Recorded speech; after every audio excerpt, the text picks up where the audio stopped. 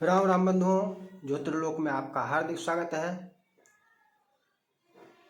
हम संस्कार प्रकरण से थोड़ा हटते हुए भी लग रहे हैं, लेकिन थोड़ा सा हटते हुए भी कहीं न कहीं संबंधित रहते हैं। ये चर्चा, अभी वर्तमान चर्चा जो है, ये संस्कार प्रकरण से पृथक है,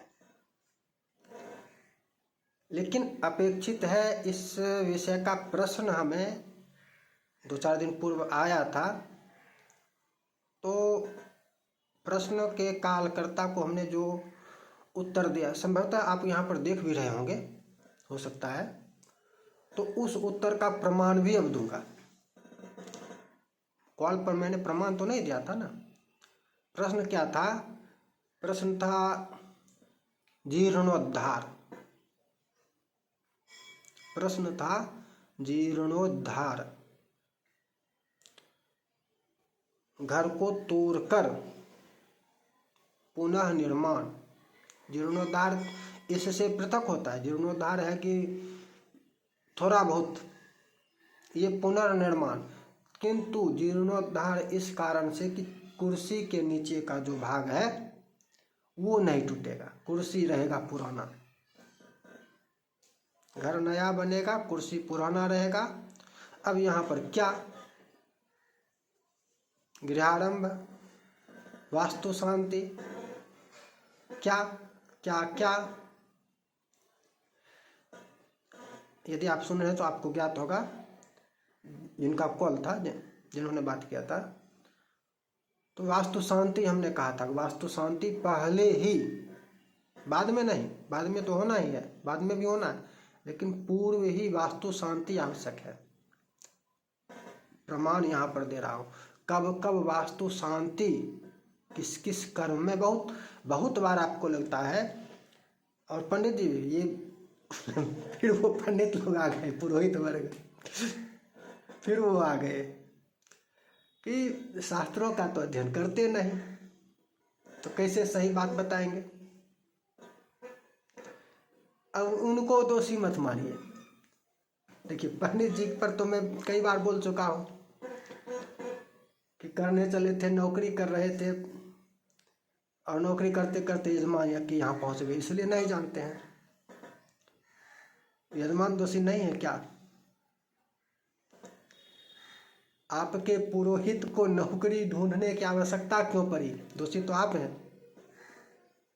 आपने अपने पुरोहित को कहीं न कहीं ऐसी स्थिति में रख दिया जिसके कारण उनको नौकरी ढूंढना पड़ रहा है। दोषी तो यजमान भी है। यजमान कैसे दोषी नहीं है? यजमान हर बात में है सब दोष। पंडित जी दोषी, पंडित जी दोष बताइए नहीं कर सकते, बताते ही नहीं है, जानते ही नहीं है। दोषी सब कुछ पंडित जी। आज पुरोहित की तरफ से बोल रहा हूँ, और आपको ये जो बोल रहा हूँ, ये आप यजमान को भी समझा सकते हैं कि आप भी दोषी हैं। और वर्तमान में भी यदि आप सुधार नहीं करेंगे तो आपके अगली पीढ़ी का पुरोहित और भी आपके पुरोहित को नौकरी क्यों ढूंढनी पड़ी, नौकरी की आवश्यकता क्यों हो गई, ये आपको स्वयं विचार करना चाहिए, यजमान पक्ष को। यदि आपके पुरोहित रहते, आप अपने पुरोहित के लिए सभी व्यवस्थाएं करते रहते, उनका सम्मान, उनका जीवन यापन, समस्याएं ना उत्पन्न होने देते, तो वो नौकरी के लिए क्यों दौड़ते, नौकरी के पीछे क्यों भागते? दोषी यजमान पक्ष भी है। यजमान पक्ष निर्दोष नहीं है, और ये तो मुख्य बहुत बड़ा दोष है। और उसी दोष का दंड आपको मिल रहा है कि आपका पुरोहित आज मूर्ख है। भले ही अगली पीढ़ी में जाकर दंड मिल रहा है, ये दंड अगली पीढ़ी को लग रहा है कि अगली पीढ़ी में मिल रहा है, ये दंड पूर्वजों को भी मिल रहा है। जो स्वर्ग में, नरक में, जहाँ कहीं भी हो, उनको भी ये दंड मिल रहा है कि ये जो कुछ भी उनके लिए उत्सर्ग किया जाता है वो उनको प्राप्त होता भी है या नहीं। क्योंकि कुछ भी कर देते हैं, कुछ भी कर देते हैं, और सब कुछ तो लोप कर ही चुके हैं। वृद्धि श्राद्ध का लोप हो चुका है, करते ही नहीं है तो मिलेगा कहाँ से। मात्र मरने पर जो षोडश श्राद्ध है यही करते हैं, वार्षिक श्राद्ध को भी समाप्त कर चुके हैं, वार्षिक श्राद्ध का भी त्याग कर चुके हैं। करते ही नहीं है तो मिलेगा कहाँ से। ये उनके कर्मों का भी दंड है, ये उनका दंड है कि आपको वहाँ पर आप वहाँ पर तड़प रहे होंगे। है समझने सोचने का, विचार करने का विषय। जब मिलता ही करते ही नहीं है तो उनको क्या मिलता होगा, और नहीं मिलता होगा तब क्षुधा तृष्णा कुलो भूत्वा वो भी दंड पा रहे हैं, दंड उनको भी मिल रहा है। उन्होंने अपने पुरोहित वर्ग का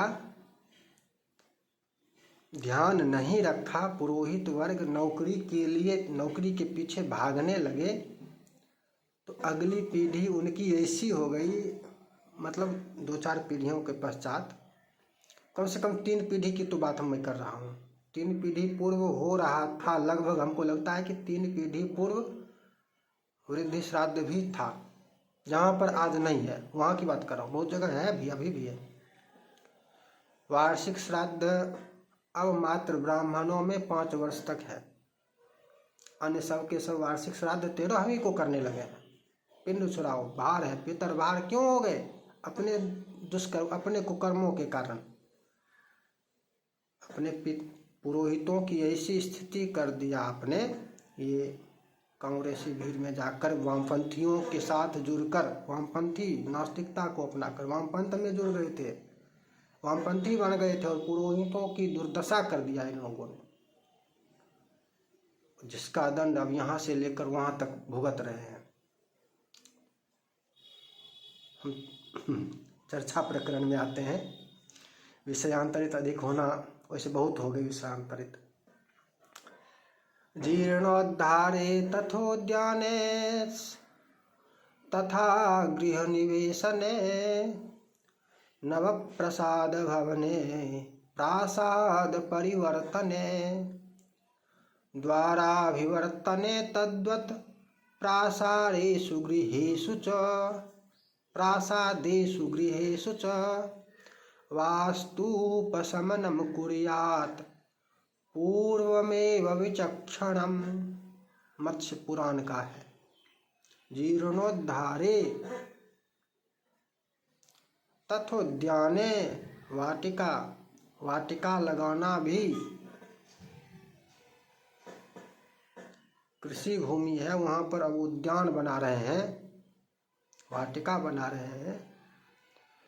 तथा गृह निवेशने, गृह प्रवेश, घर में प्रवेश करने के समय, नव प्रसाद भवने, नया मंदिर, नया घर, प्रासाद परिवर्तने, चल प्रतिष्ठा में प्रासाद का भी परिवर्तन होता है, प्रासाद का भी जीर्णोद्धार, मंदिरों का भी जीर्णोद्धार होता है, मंदिरों का भी परिवर्तन भी होता है। द्वाराभिवर्तने तद्वत्, द्वार का परिवर्तन, दक्षिणाभिमुख था अब उत्तराभिमुख करेंगे, द्वार परिवर्तन, या पूर्वाभिमुख करेंगे, पूर्वाभिमुख था उत्तराभिमुख करेंगे, मुख्य द्वार, द्वार परिवर्तन। द्वार परिवर्तन में मुख्य द्वार मात्र नहीं,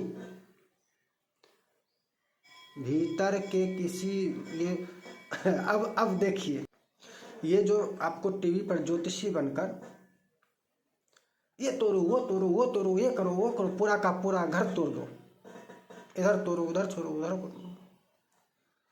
वास्तु शांति के लिए एक बार भी नहीं करते हैं। तोड़ने से पहले, छेड़छाड़ करने से पहले वास्तु शांति आवश्यक है। प्रमाण सहित बोल रहा हूँ। द्वाराभिवर्तने तद्वत् प्रासादेषु गृहेषु च, प्रासाद हो या घर हो, दोनों में द्वार का भी परिवर्तन कर रहे हैं कि एक गेट अब घर के भीतर भी एक गेट इधर था, इधर से तोड़कर दूसरा तरफ खोलना है। छेड़छाड़ जैसे कर तोड़फोड़ घर में करेंगे।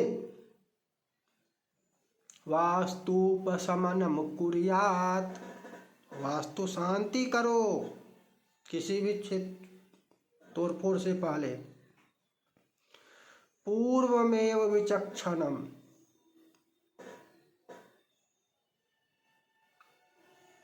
पहले करो, कर लेंगे पश्चात नहीं।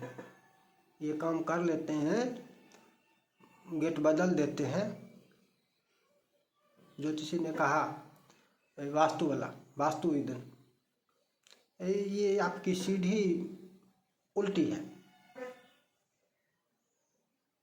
इसको यहाँ से ऐसे घुमाओ, यहाँ से तोड़ो, ऐसे करो।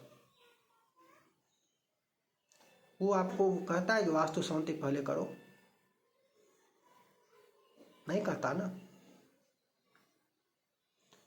ये गेट सही नहीं है, इस गेट को बंद करो, इधर से खोलो, कहता है ना। वास्तु शांति बोलता है। इस घर के ऊपर फिर से घर बनाना कोई काम नहीं है, लोग सही यही कहते हैं। घर बन गया था, फिर से उसके ऊपर और बनाना है। कोई कहता है कि वास्तु शांति करो? सबके सब पुरोहित वर्ग भी आपको यही कहेंगे कि पहले बना लीजिए, उसके बाद कोई कहेगा पार्थिव पूजन कर लो, महादेव पूजा कर लो, रुद्राभिषेक कर लो, कोई कहेगा सत्यनारायण पूजा कर लो, कोई कहेगा ये कर लो, कोई कहेगा वो कर लो। वास्तु शांति कोई नहीं कहेगा। वास्तु शांति पूर्व पहले करो, वो पीछे करने वाला जो है वो करते रहना, पहले वास्तु शांति। जीर्णोद्धार सबसे पहले क्रम में यहाँ पर जीर्णोद्धार ही है। गृह प्रवेश तो आगे है कि गृह प्रवेश, नया घर बना उसमें प्रवेश करेंगे, अब उसमें पहले शांति करो। यहाँ पर व्यवहार में दिखता है कि भाई प्रवेश कर गए और बाद में शांति करेंगे। गर्भवास गृह प्रवेश पहले प्रवेश करते हैं, शांति घर में प्रवेश करने के बाद करते हैं। पहले शांति, पूर्व शांति विधान, वास्तु शांति विधि, गृह प्रवेश विधि। आप जाकर कर्मकांडविधि.in पर ढूंढिए गृह प्रवेश विधि, वहाँ पर आपको गृह प्रवेश से संबंधित अनेकों महत्वपूर्ण चर्चा मिलेगी और उसमें आपको मिल जाएगा कि नहीं वास्तु शांति पहले आवश्यक है, प्रवेश के पश्चात वास्तु शांति नहीं, पहले। जीर्णोद्धार भी करना है, तोड़कर पूरा का पूरा भी बनाना है, तो भी वास्तु शांति। अरे हम बोल रहे हैं ना, द्वाराभिवर्तन है, द्वार मात्र का परिवर्तन करना है तब भी वास्तु शांति। द्वार मात्र का परिवर्तन, बाकी बड़ा तोड़फोड़ तो छोड़ दीजिए, बड़ा तोड़फोड़ उसको तो छोड़ दीजिए। द्वार मात्र का भी परिवर्तन करना है तो पहले वास्तु शांति। पूरा का पूरा घर तोड़ेंगे, जीर्णोद्धार में तो ही है ही, पूरा का पूरा घर तोड़कर पुनर्निर्माण करेंगे तो ये जीर्णोद्धार से थोड़ा आगे है, लेकिन नवगृह गृह निर्माण नहीं है, क्योंकि गृहारंभ वो नींव, उसका नींव जिसको कहते हैं, कुर्सी पिछला ही रहेगा।